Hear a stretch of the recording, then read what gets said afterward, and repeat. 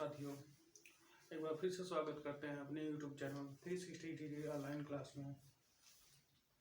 तो कल जो क्लास जहां समाप्त हुई थी उसके आगे हम शुरू कर रहे हैं। आज का पहला क्वेश्चन है, अर्जुन ने 8,000 रुपये मूल्य का एक मोबाइल खरीदता है। वह अग्रिम राशि के रूप में 3500 रुपये का भुगतान करता है और बाकी भुगतान 18 महीने बाद करता है, जिस पर उसे 8% प्रतिशत की दर पर साधारण ब्याज देना है। मोबाइल फोन के लिए उसके द्वारा अदा की गई राशि कितनी है? देखिए, 8,000 रुपये की राशि था, उसने 3500 रुपये का भुगतान कर दिया। कितना? 3500 रुपये का भुगतान कर दिया। बचा कितना? 005, यानी 4500 रुपये और देना होगा। और क्या करता है वह? 4500 रुपये साधारण ब्याज पे देना चाहता है। पता है 4500 रुपये 18 महीने बाद देगा। महीने को वर्ष में बदलने हैं। किस दर से? 8% की दर पे। ठीक है, तो उसे कितना ब्याज देना होगा? तो साधारण ब्याज उसे कितना देना होगा? 0 कट गया और 4 दूनी 8, 4 12, 3 जहाँ का 18, बचा 45 उड़ते 6 उड़ते 2, 6 दूनी 12, 12 पंचे 60 और बच्चों 48, 48 2 50 54, यानी 540 रुपये उसे क्या देना होगा? ब्याज देना होगा। कुल मोबाइल कितने की थी? 8,000 की थी और उसे एक्स्ट्रा कितना देना होगा? 540 रुपये। ठीक है, समझ में आया कि नहीं? अर्जुन ने 8,000 रुपये मूल्य का एक मोबाइल फोन खरीदता है। वह अग्रिम भुगतान के रूप में 3500 रुपये अग्रिम राशि के रूप में 3500 रुपये का भुगतान करता है। बाकी भुगतान 18 महीने बाद करने को कहता है और उसे 8% पर साधारण ब्याज देना होता है। तो 3500 रुपये दे दिया, बचा 4500 रुपये का 18 महीने का ब्याज कितना होगा? महीने वर्ष में बदल रहे हैं तो 540 रुपया क्या होगा? ब्याज हो गया। तो कुल राशि कितना हो गया? 8,540 उसने कुल दिया। ठीक है, चलिए अगला क्वेश्चन।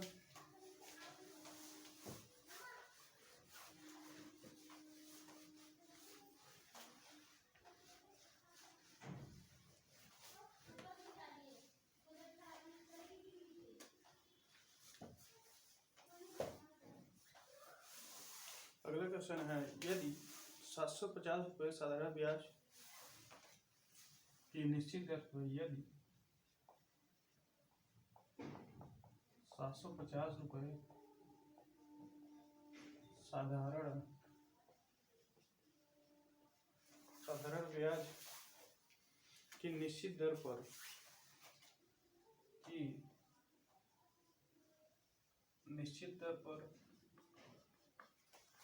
निश्चित दर पर 5 साल में 1,000 रुपये हो जाते हैं। निश्चित दर पर 5 साल में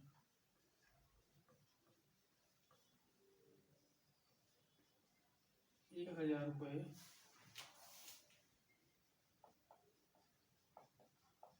हो जाते हैं। पूछ रहा है तो साधारण ब्याज की उसी दर पर 10 साल में कितना हो जाएंगे? तो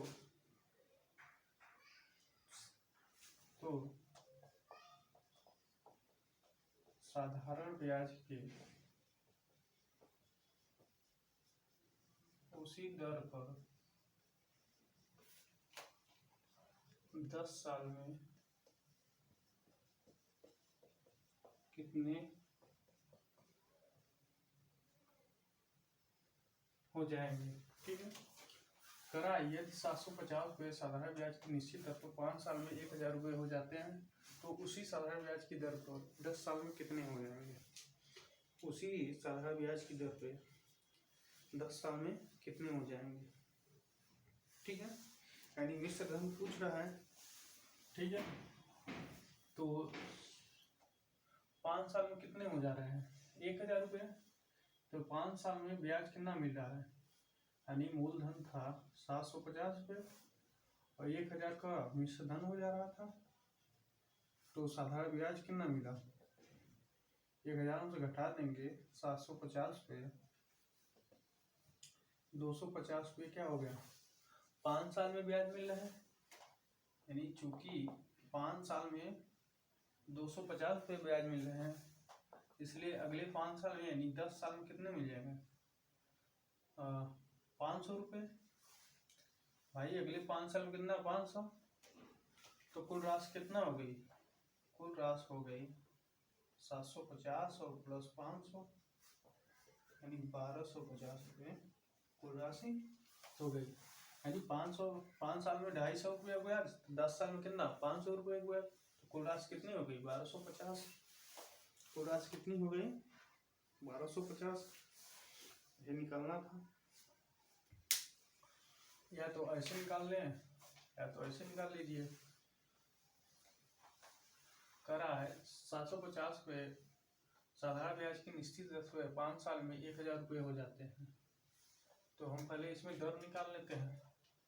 तो मूलधन कितना है 750, दर हमको मालूम है, समय कितना है 5, कितना 1000 हो जा रहे हैं, मतलब 250 रुपये ब्याज होगा, ये 5 विषम में 100, 1 0 से 1 0 और ये इधर हो जाएगा, ये 500 हो जाएगा बराबर 75 गुणित दर, तो 25 3 75, 25 दूना 50 यानी 20/3 का आ गया, दर आ गया। अब कह रहा है 10 साल में कितने हो जाएंगे इसी दर पे, तो साधारण ब्याज के उसी दर पे 10 साल में कितने हो जाएंगे, यानी 750 रुपये 10 साल में 20/3 की दर से कितने हो जाएंगे, ये हमको निकालना है। 2 0 से 2 0 कैंसिल और 3 25 में 75, 25 दूना 50 यानी अब 500 रुपया क्या हो गया, ब्याज हो गया। कुल मिश्र धन कितना हो गया, और 750 और प्लस 500 1250 रुपये, जो आपको ठीक लगे उसको लगा लीजिए। समझ में आ रहा है कि नहीं।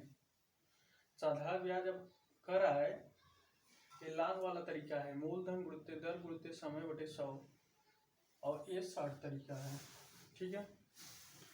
ना समझ में आए तो एक बार इसको लगा लीजिएगा, एक बार हम समझा देते हैं। ये वाला तरीका 750 पे 5 साल में कितना हो जा रहा है, 1000, यानी 5 साल में कितना ब्याज मिल रहा है, 250 रुपये का, तो 10 साल बाद कितने हो जाएंगे, 10 साल में कितना ब्याज होगा, दूना हो जाएगा, यानी 500 रुपया, तो कुल राशि कितना हो गया 1250। ये 60 का तरीका था। अब लांग में करा 700 पूरे 5 साल में 1000 हो जाते हैं, यानी 250 रुपये ब्याज, 750 रुपये मूलधन, दर कितना मालूम नहीं, समय 5 वर्ष, यहाँ से निकालते हैं तो दर आ गया आपका 20/3। अब कह रहा है साधारण ब्याज की उसी दर पर, दर कितना है 20/3, तो 20/3 10 साल में कितना हो जाएंगे, 10 साल में कितना आ गया 500 रुपये ब्याज, मिश्र धन कितना हो गया 1250, मिश्र धन कितना हो गया 1250 रुपये। चले आगे।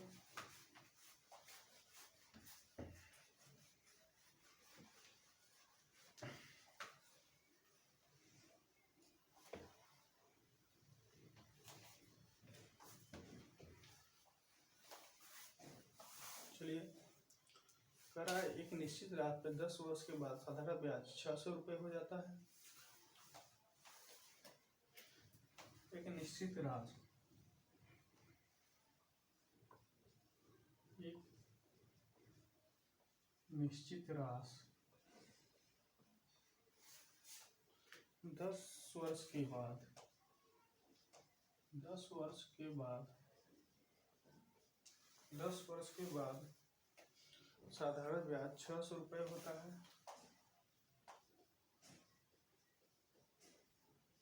साधारण ब्याज 600 रुपये होता है।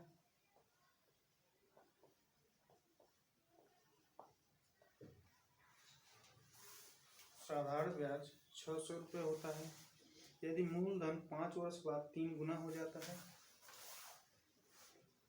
यदि मूलधन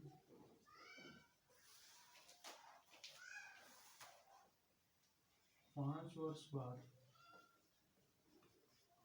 3 गुना हो जाता है,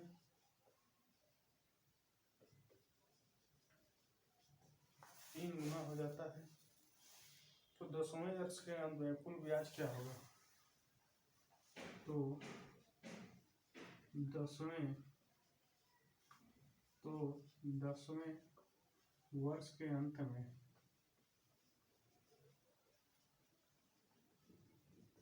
कुल ब्याज कितना होगा? 10वें वर्ष के अंत में कुल ब्याज कितना होगा? लगाइए इसको।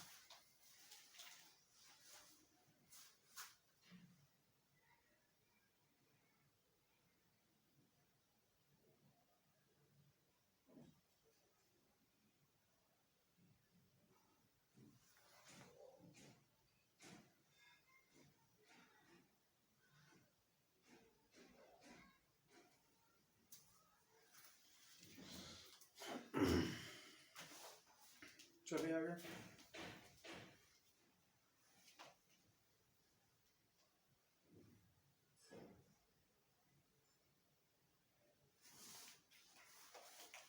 देखिए एक चीज नोट करके लिख लीजिए, कह रहा है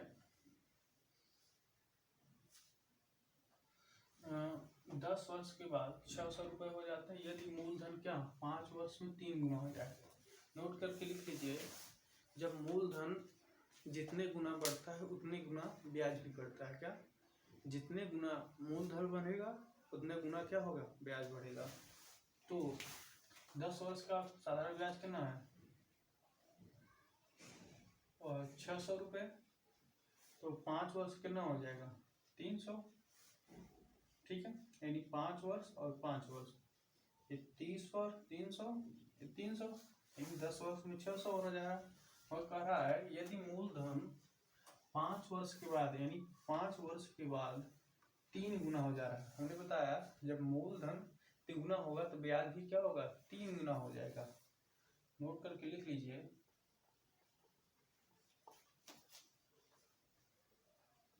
जब मूलधन